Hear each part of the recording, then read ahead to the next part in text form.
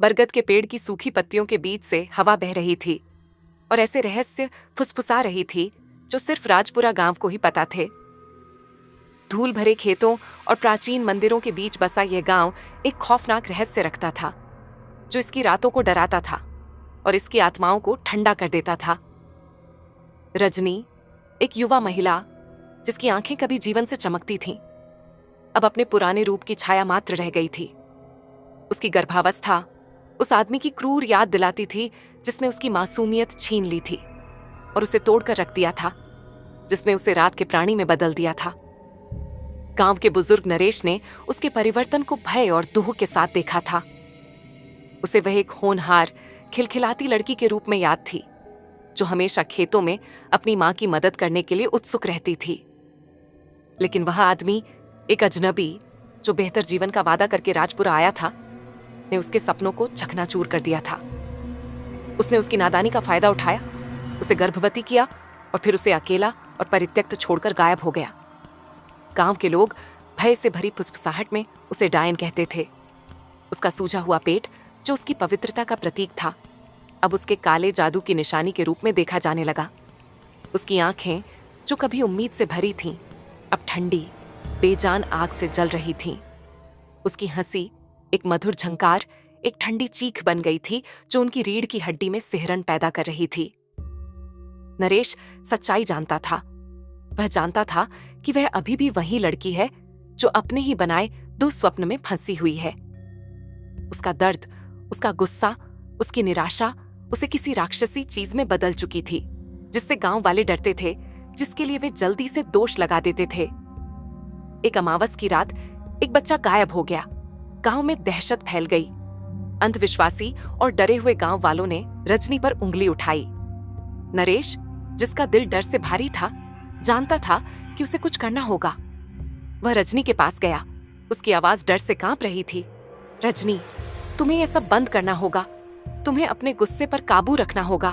रजनी, जिसकी आंखें एक अप्राकृतिक रोशनी से चमक रही थीं, उसे ठंडी उदासीनता से देख रही थी। वे मुझे डायन कहते हैं नरेश, वे मुझसे डरते हैं, लेकिन वे ही हैं जिन्होंने मेरे साथ अन्याय किया है। वे लोग भूल गए हैं कि इंसान होना क्या होता है। नरेश ने उसकी पीड़ा, उसके गुस्से को समझा। उसने देखा कि वह कभी एक लड़की थी, अब वह राक्षसी बन गई है। तुम चुड़ैल नहीं हो रजनी, तुम एक पीड़ित हो, तुम्हें मदद की जरूरत है। उसने उसे समझाने की कोशिश की, उसे उसके अतीत की याद दिलाई, उसे अपने गांव से प्यार करने की याद दिलाई। उसने माफी, उम्मीद और शांति पाने की बात कही, लेकिन उसके शब्द हवा में खो गए। राजपुरा में छाए डर ने उन्हें निगल लिया। अगली सुबह बच्ची को खेतों में सोते हुए पाया गया।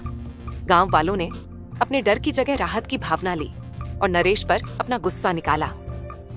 उन्होंने उस पर चुड़ैल के साथ साजिश रचने और उसके बुरे कामों को बचाने का आरोप लगाया। नरेश बहिष्कृत और अकेला अपने दिल में ठंडक महसूस कर रहा था। उसे पता था कि उसने रजनी को, गांव को निराश किया है। दिन हफ्तों में बदल गए। गर्भवती चुड़ैल का डर राजपुरा पर काली छाया डाल रहा था। एक रात तूफान आया।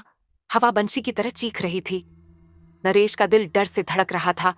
उसने एक चीख सुनी, एक हताश, पीड़ादायक मदद के लिए पुकार। वह आवाज का पीछा करता रहा। उसके पैर कीचड़ में धंस रहे थे। उसकी सांस उसके गले में अटक रही थी। वह बरगद के पेड़ के नीचे बैठी रजनी पर ठोकर खाई। उसकी आंखें दर्द से चमक रही थीं। उसका सूजा हुआ पेट एक बोझ से भारी था, जिसे वह अब और नहीं उठा सकती थी। उसने उसकी आंखों में डर, आतंक देखा। वह समझ गया, वह सिर्फ गांव वालों से नहीं डर रही थी।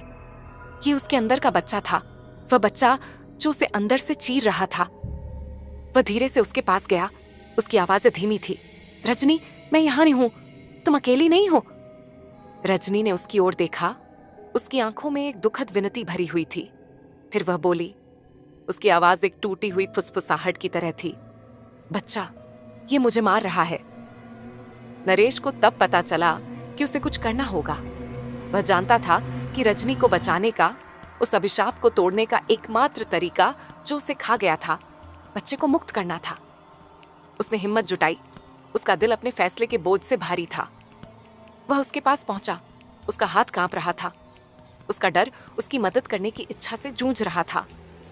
उस पर अलौकिक ऊर्जा का एक झोंका आया, एक ऐसा बल जिसने उसे पेड़ से टकरा दिया। उसकी हड्डियां प्रभाव के कारण टूट गईं। वह जमीन पर गिर गया। उसका शरीर दर्द से छटपटा रहा था। उसका दिमाग उस भ्रम से घूम रहा था जो उसने अभी अभी देखा था। जब वह वहां लेटा था, उसकी दृष्टि धुंधली हो रही थी। उसने रजनी को उठते देखा। उसके शरीर से एक अप्राकृतिक चमक निकल रही थी। उसने उसके भीतर के बच्चे को देखा, एक अंधेरा टेढ़ा मेढ़ा आकार अपने अप्राकृतिक अस्तित्व के लिए संघर्ष कर रहा था। और फिर उसने बरगद के पेड़ को देखा, जिसकी शाखाएं मुड़ रही थीं और मुड़ रही थीं, रजनी को गले लगाने, उसके दर्द, उसके डर, उसके गुस्से को अपने अंदर समाहित करने के लिए आगे बढ़ रही थीं। अंधकार ने उसे निगलने से पहले नरेश को जो आखिरी चीज देखी वह थी रजनी। उसका चेहरा पीड़ा से भरा हुआ था। उसकी आंखें एक हताश विनती से भरी हुई थीं। उसका शरीर धीरे धीरे बरगद के पेड़ में घुल रहा था। उसकी प्राचीन टेढ़ी मेढ़ी जड़ों में विलीन हो रहा था। उस गांव के साथ एक हो रहा था जिसे वह प्यार करती थी और खो चुकी थी। अगली सुबह तूफान थम गया था। गांव उगते सूरज की गर्मी में नहाया हुआ था।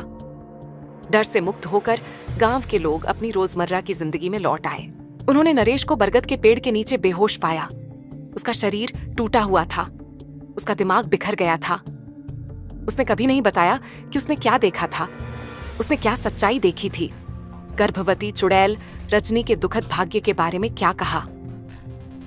केवल हवा बरगद के पेड़ के माध्यम से फुसफुसाती थी, उसके दर्द, उसके डर और मुक्ति के लिए, उसकी हताश प्रार्थना की प्रतिध्वनियां में लेकर। राजपुरा के एकांत गांव में रजनी नाम की एक महिला रहती थी, जिसे सभी स्थानीय चुड़ैल के नाम से जानते थे। गर्भवती और भयभीत, वे एक बहिष्कृत व्यक्ति थी जिसे गांव वाले तिरस्कृत करते थे। एक तूफानी रात में रजनी को प्रसव पीड़ा हुई। वह गांव वालों की नजरों से दूर जंगल में अपनी झोपड़ी में चली गई। तेज हवा और तेज बारिश ने एक अशुभ माहौल बना दिया। जैसे जैसे रात बढ़ती गई, उसकी झोपड़ी की खिड़कियों में अजीबोगरीब छायाएं टिमटिमाने लगीं। अपने घरों में दुबके हुए गांव वाले चुड़ैल की झोपड़ी से निकलने वाली भयावहता के बारे में फुसफुसाते रहे। उन्होंने दुष्ट आत्माओं के बारे में बात की जो आजाद घूमती हैं और क्रूर गांव वालों से बदला लेना चाहती हैं। दिन हफ्ते में बदल गए और फिर भी रजनी या उसके नवजात शिशु का कोई पता नहीं चला। गांव वाले बेचैन हो गए और एक बहादुर समूह जांच करने के लिए जंगल में गया। उन्होंने झोपड़ी का दरवाजा खटखटाया, लेकिन कोई जवाब नहीं मिला। भारी मन से उन्होंने दरवाजा खोला तो एक खाली घर दिखाई दिया। गांव वालों ने पूरी झोपड़ी की तलाशी ली, लेकिन रजनी या उसके बच्चे का कोई सुराग नहीं मिला। उन्हें संदेह होने लगा कि उनका डर सच हो गया है और चुड़ैल ने राक्षसों के झुंड को जन्म दिया है। उस दिन से गांव में अजीबोगरीब घटनाएं होने लगीं। घर का सामान गायब हो गया। रात में अजीबोगरीब आवाजें गूंजने लगीं और कुछ ग्रामीणों ने अंधेरे में छिपी हुई छायादार आकृतियां भी देखीं। ग्रामीण लगातार डर में जी रहे थे। उन्हें कभी नहीं पता था कि आगे उनके साथ क्या नया खौफ होने वाला है। आज तक रजनी और उसके बच्चे का भाग्य एक रहस्य बना हुआ है।